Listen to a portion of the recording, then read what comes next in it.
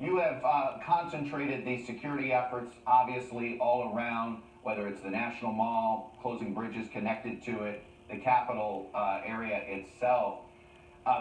All of it very much a fortress. What level of threat do you think we're facing, and are you concerned that we're so secure in one place they're going to find softer targets in other parts of the city? Well, Chuck, as you know, I convened our federal law enforcement partners who are responsible for securing this event, the United States Secret Service. This is a national special security event.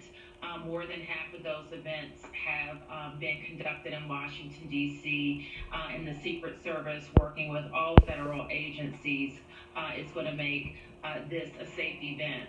Our special agent in charge talked about the general and specific threats that our intelligence apparatus is collecting, both here and across our nation.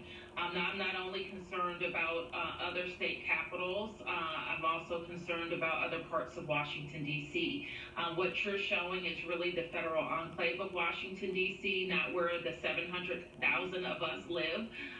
So our police department, working with our federal law enforcement partners and the United States Army, quite frankly, also has a plan to pivot if we have any attacks in our neighborhoods. Mayor Bowser, we're about 3 months away from what usually is the sort of the spring break student season. The tour buses are all around D.C., and obviously the pandemic is going to limit that. But how long are we going to be living in a Washington, D.C. that feels like an armed camp? I mean, how long are we going to have to live this way? Because I assume these threats don't go away on January 20th. I think the question is a bigger question, Chuck. It is, how serious is our country going to take domestic white extremism? And I think what we saw here last week is that we didn't take it seriously enough. We never believed that so-called patriots would attempt to overthrow their government and kill police officers, but that's exactly what happened. And so I do think we have to take another posture in our city that is more domestic terrorist focused than external to our country, and act accordingly. Now, we don't want to see fences. We definitely don't want to see armed troops on our streets, but we do have to take a different posture. I think it's very much, if you recall Washington, D.C. in the early days after 9/11, it may feel similar these days. Mayor Bowser, not easy these days having your job. Thanks for coming on and sharing your perspective with us. Thank you, Chuck.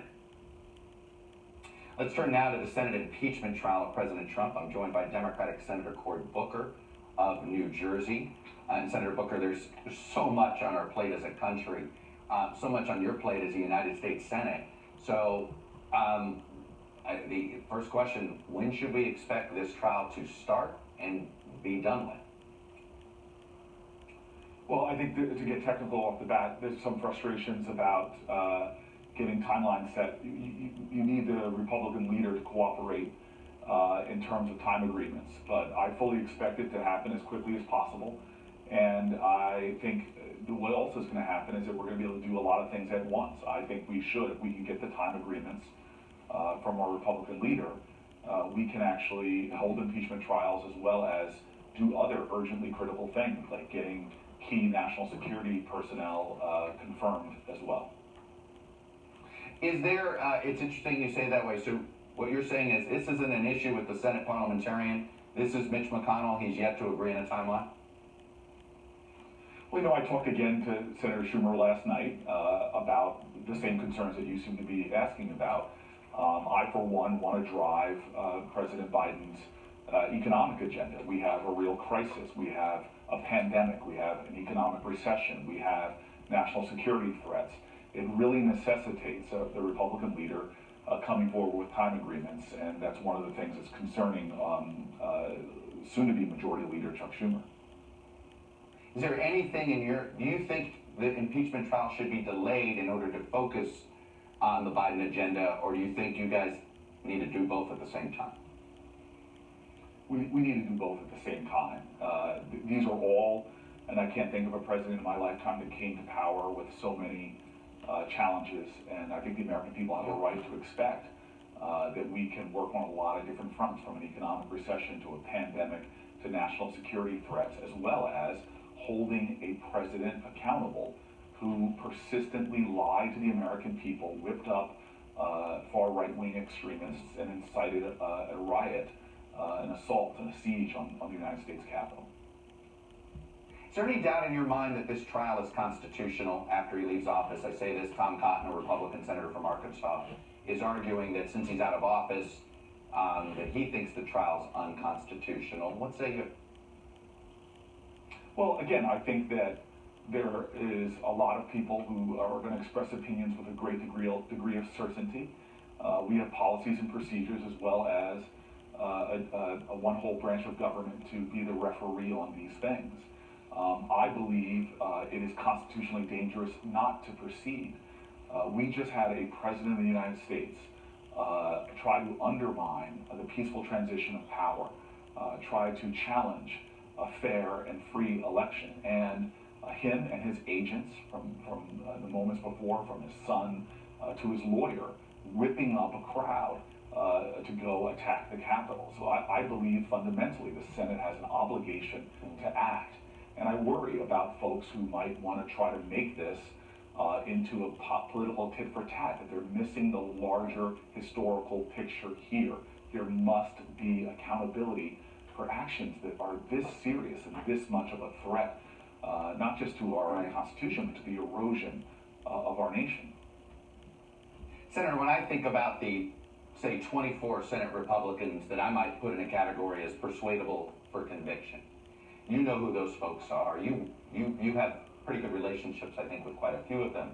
How would you advise the House impeachment managers to design their arguments to win over that group? And you know there's that group that's a little bit more establishment, a little bit more institutional, and the ones that have been silent in the 4 years when it comes to Donald Trump's behavior. Yeah, we tend to vilify people who are not in our political party too much in this country. There are good people who I serve with in the United States Senate who I've come to admire and respect, who I know are going to be thoughtful and circumspect about this. And so I hope that this is in no way seen as a political endeavor.